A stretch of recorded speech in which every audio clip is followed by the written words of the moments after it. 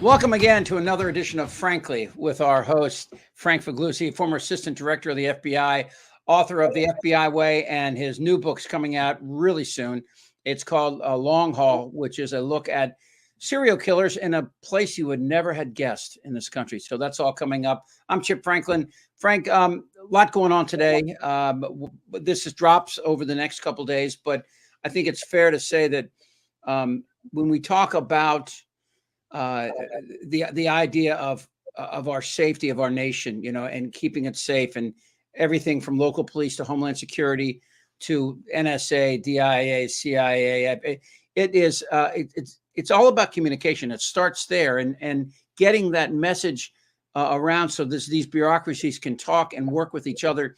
That sometimes it's ironically our strength works against us there. Very true. And look, I like to say, if you haven't yet tuned in to the cyber threat, I urge you to do it. This is a bipartisan, non-political issue that involves or could soon impact all of us. I know we've had high-profile situations with Colonial Pipeline. We had the number one supplier of ground beef products in the nation taken down from an attack. Our infrastructure is very vulnerable. This rises above any kind of politics, and it will impact you. If you say, why should I care? We'll be discussing that today. I was working in Baltimore. I was on the air during 9/11, and I lived in DC. I lived not far actually from Fort Meade, and I would driving home that day after probably at around noon on the 11th of September. There were jets flying up and down the corridor, obviously, because we still didn't know where the other plane was. I think Shanksville had just happened, but I live in San Diego now, which is a military town, and there's jets buzzing everywhere all the time, and Ospreys taking off over the Pacific and all. It's interesting how we get to a point where we accept this. We've accepted taking our shoes off, TSA, because of the security that it gives us. But we're all wary, of course, of Ben Franklin's famous, quote, "Those who sacrifice liberty for security get neither." And how you balance that in the FBI, and how I think a lot of people want to know that. They want to know, who strikes this really strategic balance between freedom and security.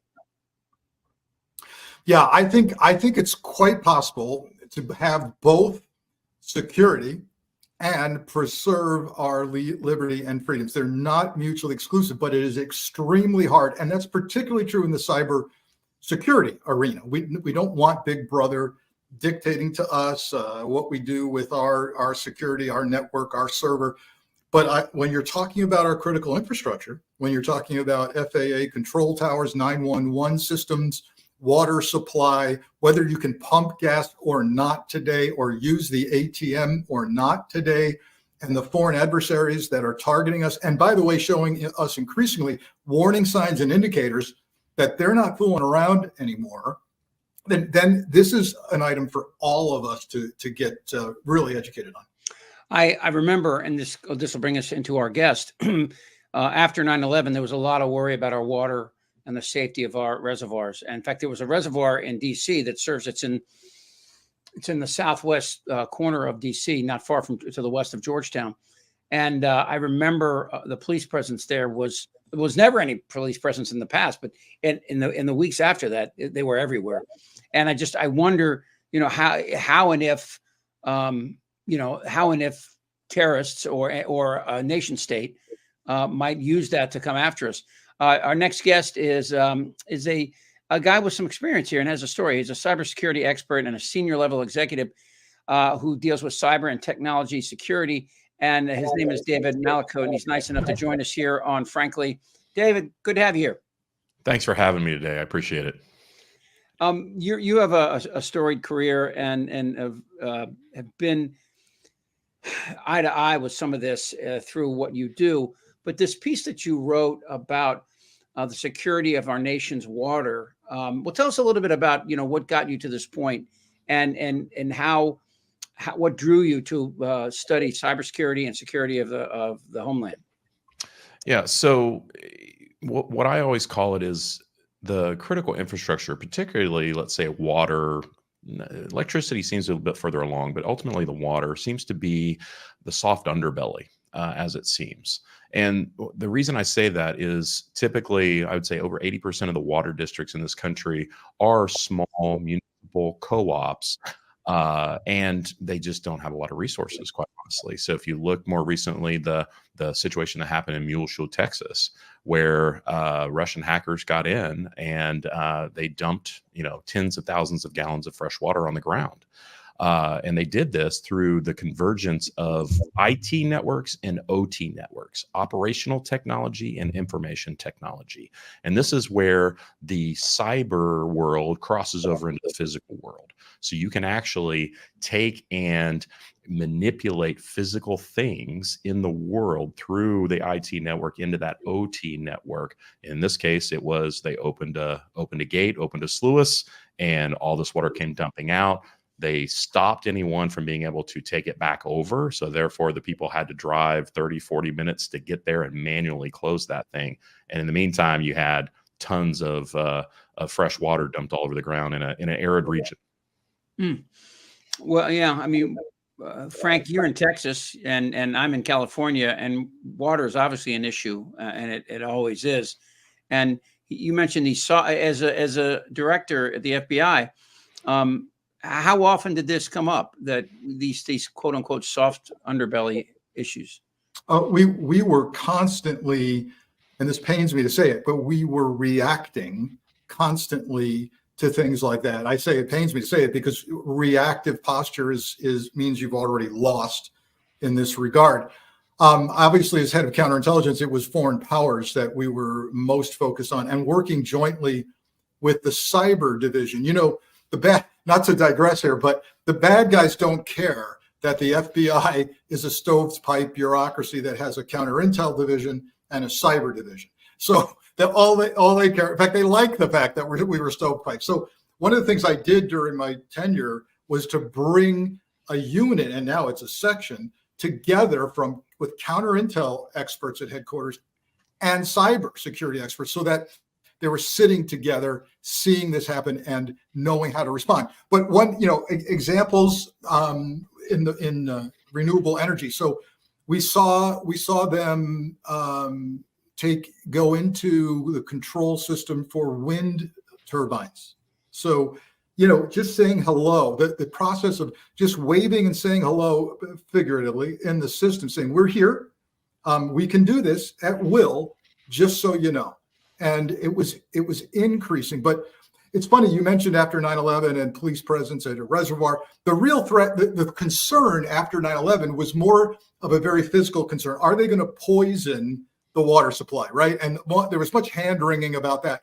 The reality of that is, I'm not implying that poisoning water is okay, but you'd have to pour so much poison into the water to actually have a health effect that really pales in comparison to what David is talking about, which is actually denying service, denying water, and making life miserable. And Frank, I think the next generation of that is a biological contaminant that would actually grow exponentially on its own, and that's of course another a worry.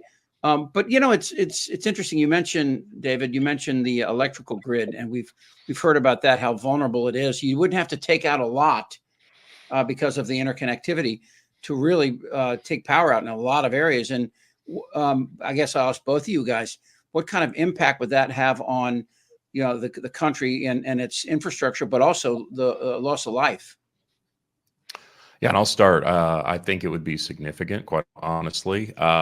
Is increasingly every day we rely on computing, right? As the best way I can put it. We have one in our pockets, right?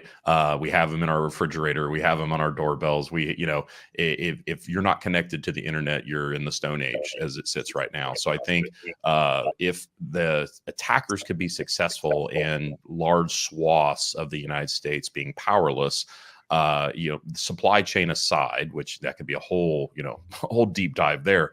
But I think that you would see people probably not respond very well, quite honestly. And so anytime I have a talk, I always tell folks, keep some water, keep some storage, food that can be stored for longer periods of time available in case there's disruptions like this. That way, if something happens, that you have the confidence and you're not running around trying to solve that problem after the fact.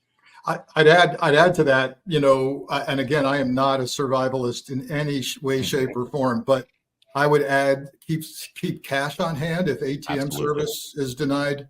And keep a 5-gallon, 10-gallon jug of gasoline for your car if you can't pump gas, because that's all now electronic and satellite generated. But David, can I ask you Yes. More about the Texas event, right? Mm-hmm. What do we know about the signature, the attribution? How firm is it? How did you come to find out about this, that kind of thing? Yeah, let's start the story from the top if you can, David. So right. So the dates are fuzzy at this point. I apologize. Been at RSAC all week, which it's a huge cybersecurity conference that is like our Super Bowl. So it's been a little crazy. But I believe it back early in March, April timeframe. Basically, there were citizens of the city of Muleshoe, Texas, that noticed that their water tower was just spewing water all over the ground. And calls came in, and I believe they did, the local authorities did engage the FBI, which in turn also engaged Mandiant, which is I would say if there's anybody any large company that's ever had some sort of cybersecurity issue, Mandiant's the people you call for the cleanup and the investigation, the forensics of that. And so they looked at the indicators of compromise, which I always tell folks, those are like the fingerprints that the threat actors leave behind. So typically a threat actor, whether it be from Russia, whether it be from Iran, whether it be from North Korea, whether it be from China, and there's multiple. Or as Trump said, a fat guy sitting on his bed somewhere in Louisiana, right? Yeah. Absolutely. And they leave these fingerprints by the tactics and techniques that they use. And that's how we're able to attribute who it goes to. So that when they went and did this investigation, it showed that there was a state-sponsored actor. So to be very clear, it was not a state actor itself. So typically it's a state-sponsored actor, meaning it's a private group that is probably paid, most likely, by the Russian government. So it wasn't government actors expressly, it was government-sponsored. And they had the same indicators that they've seen from other things as well, and from other attacks. And so they've traced it back to that group. In the end, I believe it's just like what was mentioned earlier. This was hey, we just want to remind you that we're here, because Iran had been getting a lot of attention and China had been getting a lot of attention. It's interesting how Russia will pop its head up when those other two areas of the world are getting all the cybersecurity or cyber attack attention. Russia will come in and say, don't forget us. We're the ones here. We're here. And we want to remind you that we can actually reach out and touch you and make you lose water, electricity, something of the like.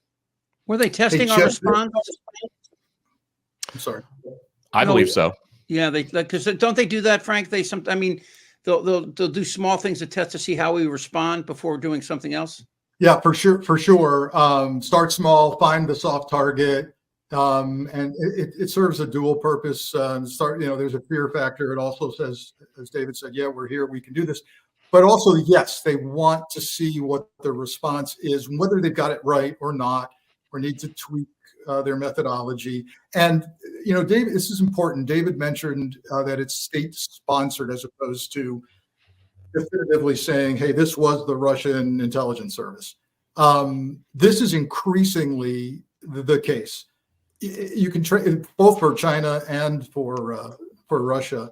You can trace it back many years ago. DOJ finally indicted some Chinese PLA actors to send a message. Hey, we know who you are, Chinese Army battalion responsible for hacking. We're going to name and shame you. We'll put out red notices at Interpol. You're never going to lay hands on these guys. But it really, for at least a moment, caused the Chinese government to go, oh, we better have a plan B. And the plan B, not that PLA has stopped, the People's Liberation Army has stopped hacking, but rather the plan B is let's use so-called private citizens, proxy groups, cutouts, so there's plausible deniability. And if indeed the U.S. identifies this teenager or whatever, as they've done very recently, we have arm's length. We don't know, they're out of control. Who kids today? And so this is increasingly happening across the board. I have a question for you guys. I remember reading an article, 10, 15 years ago, about how our missile silos were using those old floppy disks. And one of the reasons is because the antiquity of them also gave them some security, that nobody else had them. Nobody else was programming for those. And so inside these silos, instead of having, it was a SIPRnet in essence. It wasn't connected to the outside world either, other than a phone and some signals that they would get. There wasn't a shared computer system. Isn't it true that most of the problems we have here aren't technology problems, but they're people problems? The people that either bring in a USB drive or some kind of drive, and because the system is locked out from the world, the only way to get it in there is a person. They can't brute. In fact, most hacks aren't brute force. Most hacks are using some sort of a method to get people to give them their information and allow them access. Why would a water facility like a reservoir, why would they be connected to the internet at all? I don't understand that. Why? So somebody could get in and do that. Very simply, convenience. And that's where we see a lot of the attacks come. So as you increase the complexity, let's say, of any given system, a lot of times you want to be able to maybe centrally manage that. And then you talk about, let's say it's West Texas, like this with Muleshoe. They cover a lot of ground. And so if you could remotely administer that from a central place and have kind of like a centralized command center, man, how convenient would that be, right? I wouldn't have to have my team drive, 30, 40, 50 miles in a given day to go do their administrative tasks, right? But couldn't you have the internet here, right here, and over here, unattached to the internet is my SIPRnet, where it's not attached. So I'm in the middle. I'm a person. You give me directions, and I put those directions into here. It might take a little bit longer, but think of the security that it would offer. Well, and this goes back to the IT/OT separation. Now, what happens is when this convenience factor comes up, those two networks get mashed together. OT was never designed to be attached to the internet. And so it takes a lot of thoughtful planning and architectural effort to be able to go in and separate those two networks exactly like you're talking about. I mean, you're onto something there. Don't get me wrong. Those are architectural standards that we use to make sure that OT and IT networks can communicate, but you're not able to bridge that, let's say, blood brain membrane, right, in between one and the other. In this case, unfortunately, now we're talking the soft underbelly where limited resources, that's a very expensive thing to go in and do and try to make sure that you're connecting these two networks correctly. So in the end, they typically just connect them. And that's where typically, and I'm not saying specifically in this case, but typically that's where you see most of the attacks happen. I got to guess that we're capable of this as well. I can't recall it might have been David Sanger, not last week, but in a previous conversation with David. Was he at your conference, by the way? Do you know David Sanger? I don't recall seeing him, but I would say most likely, I can honestly say this conference is so large that I thought I knew people in cybersecurity, but I was anonymous at RSAC. It was hundreds of thousands of people. It's a growing concern. We need more people in it. We need more people. I read something recently, and you might know this, David, that these emerging technology in African countries is actually, they're getting, because it's coming from the ground up, they're actually getting better security than some of the superpowers because they don't come with all the issues of having to tear stuff apart. It's like what happened with Germany and Japan after World War II. They got the best of everything because everything was destroyed, right. And that's why the Marshall Plan worked so well for them. When we look at this and try to figure out what's wrong, we got to reverse engineer a lot of this, right? We do. And I think let's be very clear. So there are many banks that still use mainframes today. Mainframe computers that were designed and built in the 1970s are still in use today. Now, there may be a little bit newer versions, but the principles of how they work are exactly the same. And so to be able to get off of those and be able to come to something that's a little more secure. Now, don't get me wrong. I think those go back to your situation, which is we're saying, hey, if we're able to separate the floppy disk idea, I call it security through obscurity, right? So it's so obscure, whether it's a floppy drive or a mainframe, they're actually more secure now because of how fast everything has moved. But in the end, I think it's impractical to think that these companies or these organizations are able to invest that much money to do the refreshes. And so in the end, just like with AI, sorry to open that can of worms, but or with any new technology, cloud in the last 10, 12, 15 years, you're finding that technology is moving so fast that we still keep those old things around. And that's just an increasing attack surface that we have to secure. And it's just an increasing attack surface that we have to be able to account for as these things go on. Hey, David, where do you see the role of the federal government in all of this? Because I think many people's eyes were opened with Colonial Pipeline and then that number one ground beef meat producer in the United States, right? And I think people went, "Oh, surely these companies must have violated federal mandates on cybersecurity." And then they realized, "Well, no, we really don't have federal mandates on hamburger production or even necessarily gas pipelines." But when you think about it, we are talking about critical infrastructure. If you shut down beef distribution in America, we have a problem, and particularly water, fuel. So where do you see the federal government coming in and playing a role, and even saying, if you want to be a player in critical infrastructure, you must have X, Y, and Z? First, I think it's very important to understand that this CISA, Homeland Security, Cybersecurity Infrastructure and Security Agency, Jen Easterly being the secretary over there, which was at RSAC this week, by the way, they have done a great job over the last at least 5 years, I would say, in ramping up those programs to get critical infrastructure in a much better status. So unfortunately, again, as quickly as the technology moves, it's very difficult to keep up with. I think we all know that as soon as you get the heavy hand of the government involved, and by the way, our legislators and our, let's say, our folks that lead these executive branches, maybe minus Jen Easterly because she's pretty young comparatively, they just don't understand the technology as well. So they lag behind in the ability to say what could be effective, right? So I think there's a reason why we don't, and to move over to privacy, I think there's a reason why we don't have a GDPR-like privacy law here in the United States, because honestly, our legislators just don't understand it as well. I think they're aged out from the technology game. And so I think there's a role to be played. Point, David, that's really important. Yes. That there's, remember when I think it was Laxalt or was it Orrin Hatch that didn't understand? I was asking a question of Mark Zuckerberg. Well, how do you guys make money? They didn't even understand the basic premise of the business end of the internet. And if these guys aren't understanding it, and in many cases their egos are so large that they won't listen to other people come in, again, it's one of these problems. I go back to it's a human problem more than it is a technology problem. Absolutely. Totally agree with that. How can they legislate, right? How can Congress legislate if they don't understand the they threat? Do it all the time. They do it every day. Hey, let me ask you. I'm going to ask you both the question, because obviously, if foreign states and foreign actors can do this, we are the gold standard.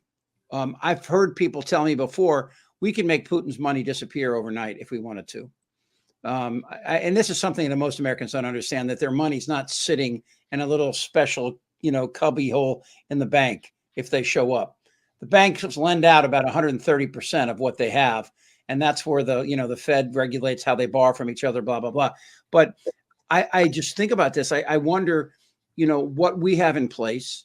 And I hope that the people we have in place, whatever defense intelligence, whatever investigatory or intelligence agency handles this.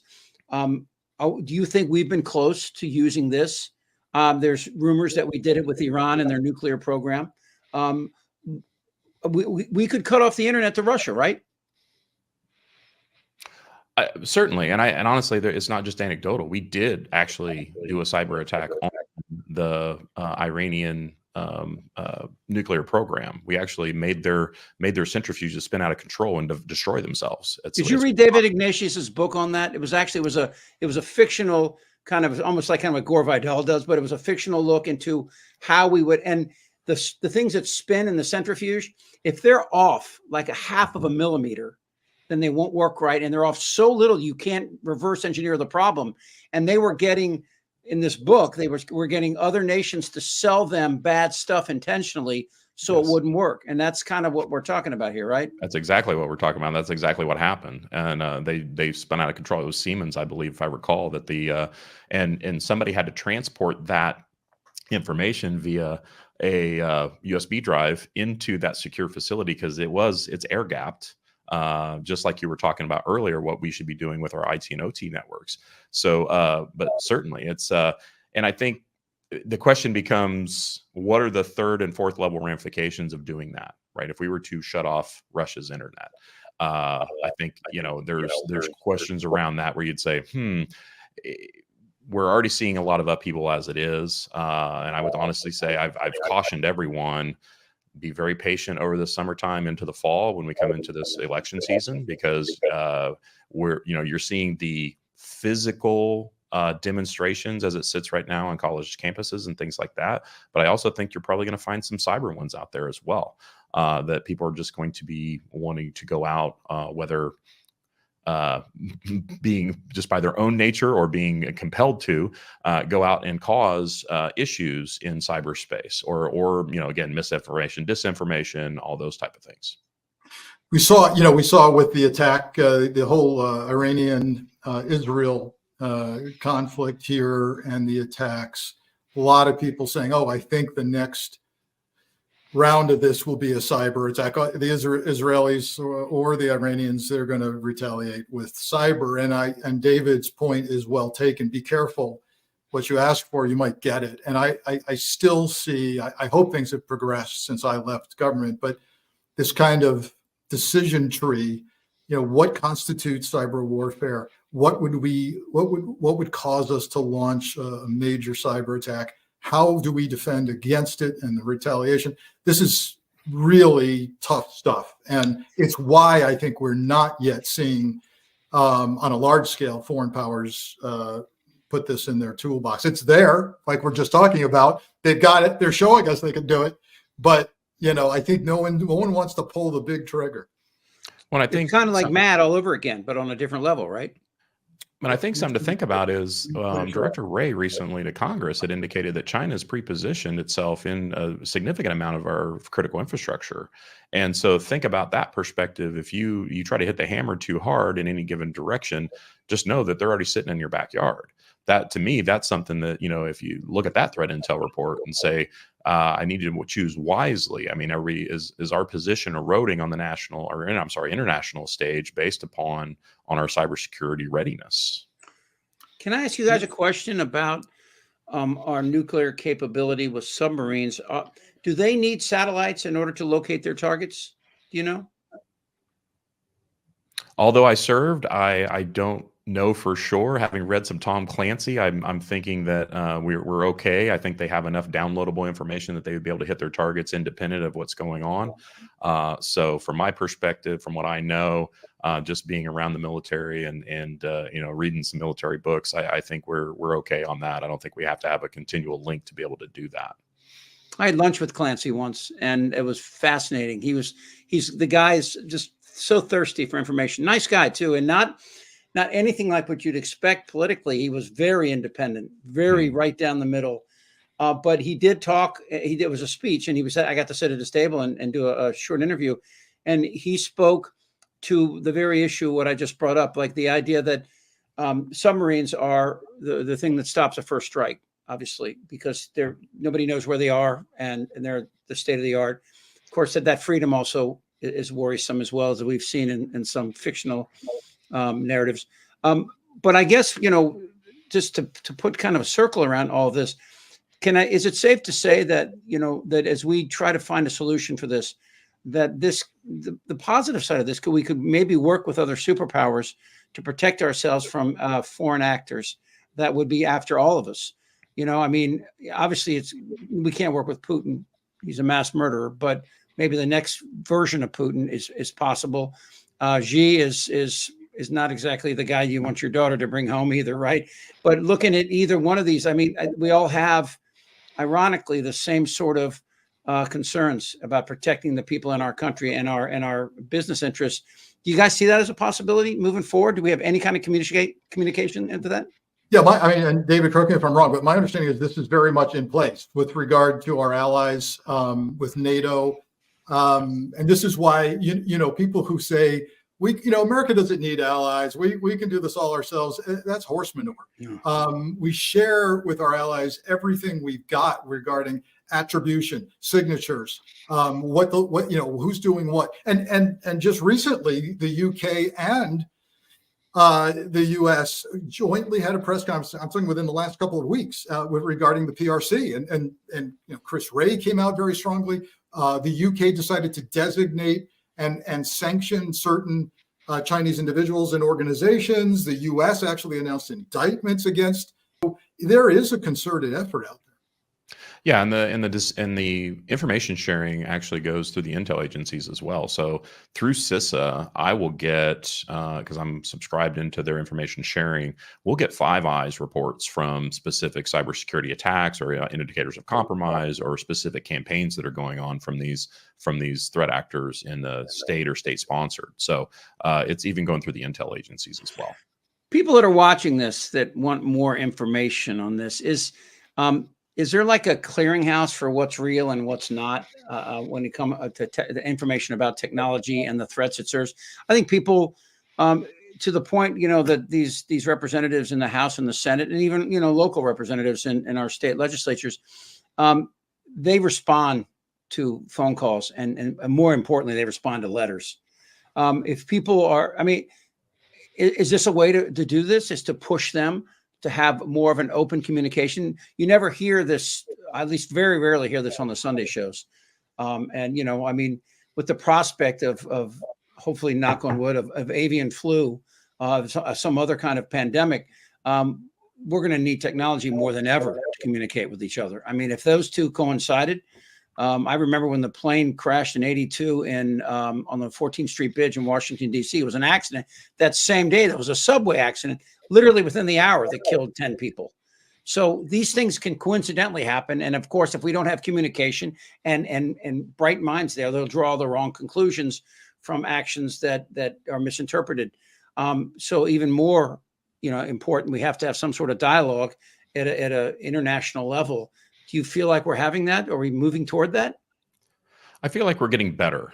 So I can say over the last, I would say 6 to 8 months, it seems that cybersecurity has at least the visibility and the conscientiousness or the consciousness of the country it's raised.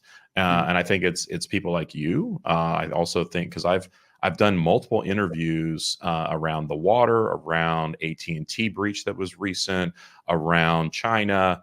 And so to me, it seems to be, I see this pattern because I live in it, right? I'm in it every day. And a lot of times I call it the black box, which is we work in this black box in cybersecurity, and people just say, are we okay? Just let me know that we're okay. And instead of saying, hey, let me know that we're okay, but how can we help? How can we get involved? How can we make sure that we're doing the right things? And it's not just something that you just take care of for us. So from my perspective, it is continually coming on and having these conversations and being able to dive it deeper a little bit and say, what do you need to be doing? Again, back to that advice around having that cash in your pocket, having some water and some food and the ability to make sure that you're resilient when the time comes. Yeah, the currency in those moments are water and guns, really. And that's cynical, but I think that at least in the United States, I talked to Malcolm Nance, who goes to Ukraine a lot, and he says you go over and you see people there.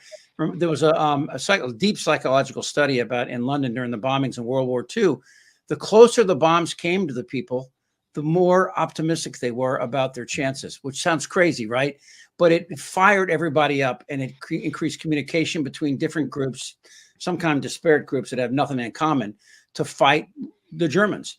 And where the bombs were further away, you felt like, well, that's somebody else. But when it was close to you, and I wonder if that was something unique to Germany, or maybe something that they accrued from 15 years of World War at the time.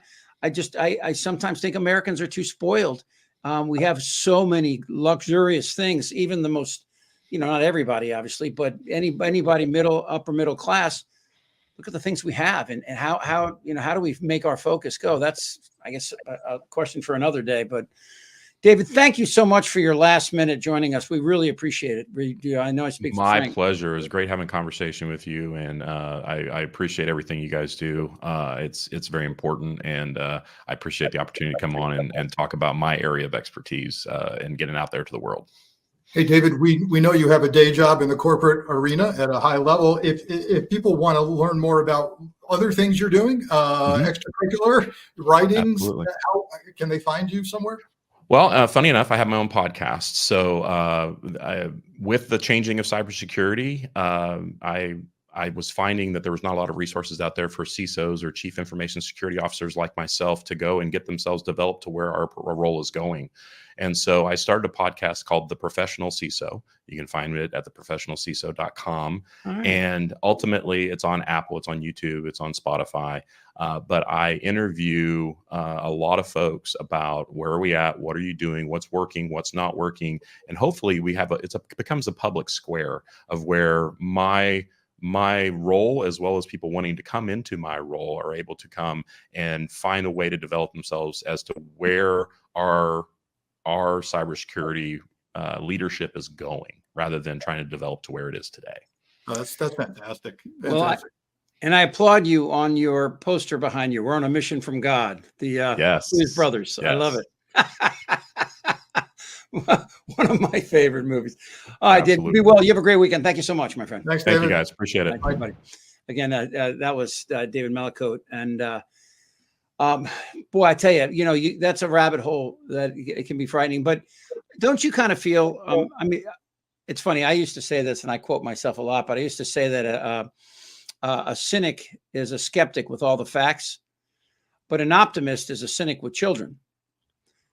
Because and my kids are grown now, looking to have children of their own, and I have to be optimistic that we can work our way through these problems.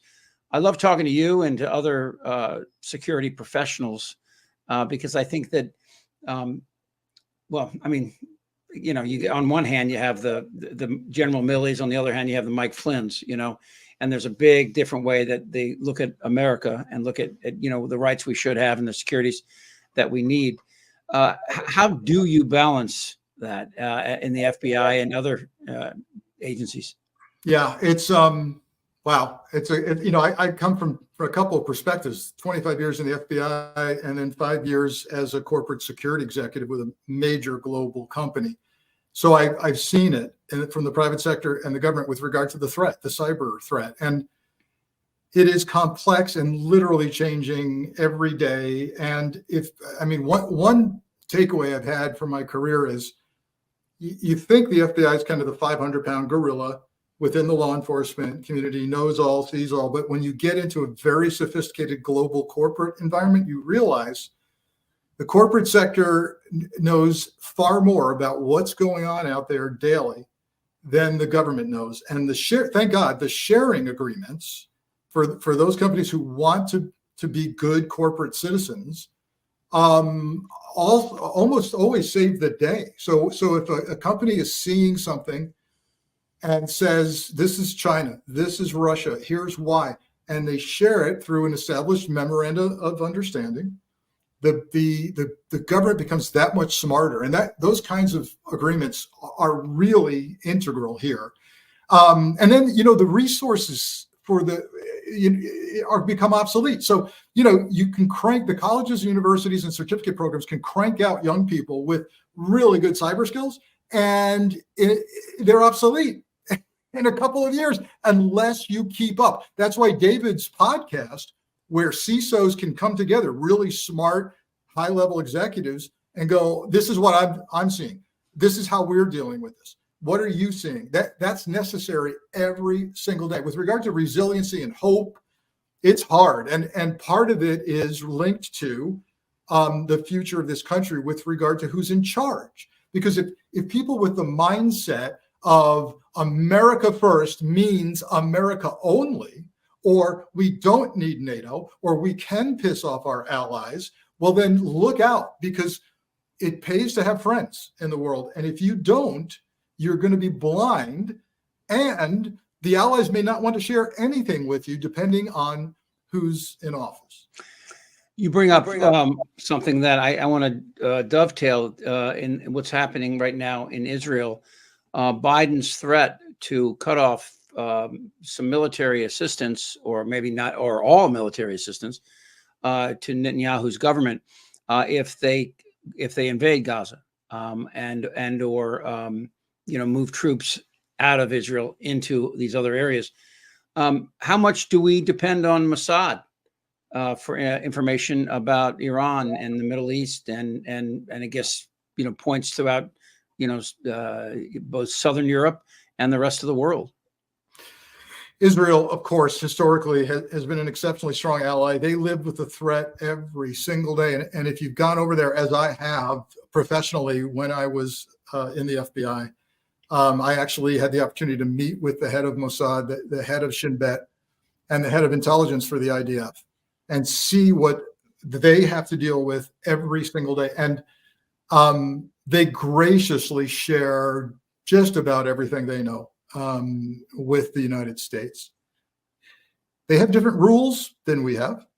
They have a different mindset than we have. They understand an existential threat because they have personally experienced the existential threat. And so there's a dilemma here. That's an understatement with regard to the continued support militarily of them with armaments, bombs, missiles. But I do think it's time that they understood that this is a global issue with regard to civilian deaths.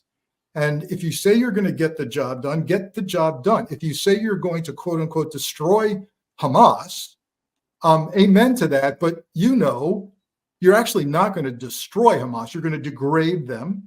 You're going to decentralize them. We lived this with Al-Qaeda and ISIS. Have we destroyed Al-Qaeda and ISIS? No. Have we decentralized them through continuous attack to the point where they can't pull off the iconic attack against the U.S.? Yes. So they have to attach reasonability. Show us how you're going to do this. Show us how attacking Rafah, killing tens of thousands of civilians, gets you to destroy Hamas. Give us that map. Well, you destroy Hamas by destroying the ideology. You can't destroy the people, because what Hamas really is an ideology. But you can't. But how do you destroy an ideology? Well, you destroy an ideology by destroying its support and its funding. And one of the ways to do that is to show their ideology to be wrong. Because, again, most of what we're hearing about is not in the Quran that people read. It's lies. The 9/11 hijackers prove that. And none of these guys had read the Quran, But, I want to ask you briefly, though, when Jonathan Pollard was spying for Israel against us, when something like that happens, and I'm sure that, France and England, all that have done that. I know during Churchill's time, he spied against the United States and tried to play us. He played us into World War I. I wonder, how do you, obviously we trust each other, but we've talked about this, and not to make this political, but there's a lot of people worried that if Trump becomes president again, that this communication with our allies will slow to a trickle. And if he follows through on, and I don't believe he will, if he's elected, follows through on distancing ourselves from NATO and support for NATO, we won't get any information. I mean, I wouldn't give it to us. Yeah, people underestimate the strength of and importance of NATO and allies like Israel. So, while I can neither confirm nor deny the infamous time in the Oval Office where Trump gave classified information to the Russians in the Oval Office. The rumor, of course, which seems to be accurate, is that was Israeli information he gave to the Russians. That was the origin. It was not his to give to the Russians. It's what we call no foreign, meaning no foreign dissemination. This is it. It ends with you. You got to get the permission of the originator, and rumor has this, that was Israel. With regard to the tough topic of whether Israel spies on us or not, I'm not going to get deep into that. I will note that Jonathan Pollard was a volunteer. He was a volunteer, and they took what he was volunteering, and then they moved to treat him like a hero. Oh, so they didn't assign him the task to spy on us? He was a volunteer. Interesting. Yeah, and most of what I've seen in my career involving people sharing what they shouldn't with Israel does involve volunteers. Is the GRU as successful today doing what the KGB used to do when it comes to spying on us and recruiting over here? Wow. So, you may not have realized the power, the question, the gravity of the question you're asking, but it strikes me that since so much of America seems to be not interested in protecting Ukraine from Russia, and I'll go a step further, seems quite interested in aligning with Putin. What's wrong with Russia? Tucker Carlson. What's wrong with Putin? He's never called me a racist, Tucker Carlson. Wow. So is it possible that we are now more recruitable as Americans by the FSB, by the GRU, which is the military intelligence? I fear that that's true. It's not a lot of Americans that volunteer for Russia. It was a problem, believe me, it was a problem enough during my career. The question that you've just prompted is it going to be more of a problem moving forward if Americans see no problem with sharing classified intel with the Russian government? Obama viewed Snowden as a all-out traitor, somebody that should go to prison for a long time in an American federal penitentiary. Did he do a lot of damage? And yeah, he did. Oh my! Oh boy, that's a whole other show. Yes, wow. Okay. Devastating damage. He belongs in prison. And boy, I will get emails and letters for saying that, but you better believe he is a traitor and a spy. Yeah, I having grown up around this, and you've spent your whole life, I was tangential. I just listened to people and found it fascinating as a kid. And I grew up under the possibility of nuclear war through the 80s. I was a Cold War kid. And I always thought to myself that, this is fixable. These are human beings, and I look at Tiananmen Square, or I look at, Putin's treatment of Navalny or anybody, right? All these people that seem like good people that are just trying to make their country better. And obviously Biden is right to say these things. I don't know how Russia's ever going to resolve, whether it's going to be just Putin will die and we'll have to wait for that, or there'll be some sort of internal revolution like in '89. I don't know, but I'm an optimist. I think we'll have to find our way through this. And technology and AI, I think in the end, it's always a double-edged sword. It's how you use it.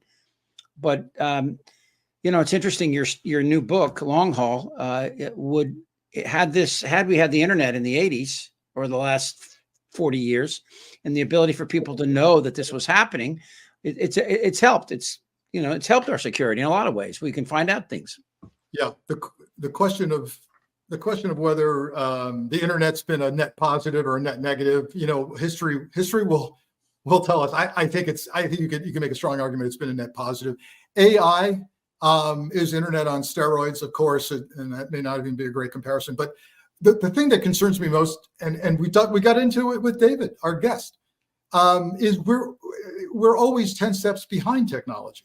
Legislation is 10 steps behind. With as you said, there are senators who had no idea really how things work technologically. And so we're always reactive. We're always responding to a crisis.